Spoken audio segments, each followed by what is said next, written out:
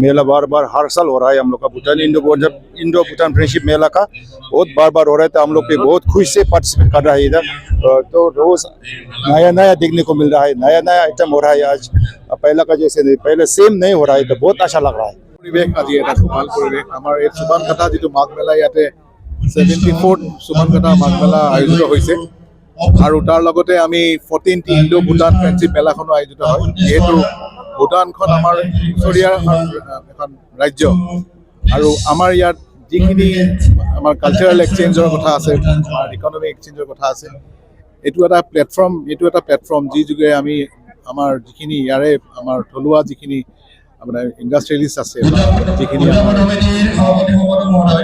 SHG যিখিনি আছে, তেনেকুৱা এইটো এটা জৰিয়তে ইয়াৰ জৰিয়তে এটা ভাল এটা মাৰ্কেট পায় তেওঁলোকে। দুখন কাণ্ট্ৰিৰ মাজত এটা ভাল বণ্ডিং এটা ক্ৰিয়েট হয়।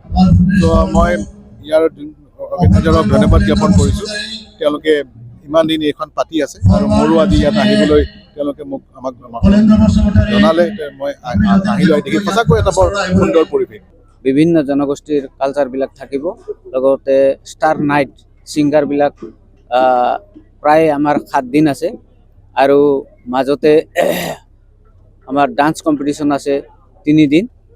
গতিকে এই যিটো 9 দিনীয়া কাৰ্যসূচীৰে আমি মেলাখন পৰিচালনা কৰিবলৈ লৈছোঁ, ইয়াত আমাৰ ভাৰতবৰ্ষৰ লগতে চুবুৰীয়া ৰাষ্ট্ৰ ভূটানৰ সকলো কৰ্মকৰ্তা নাগৰিকসকলে ইয়াত দলে বলে যোগদান কৰিব বুলি মই আশা ৰাখিছোঁ।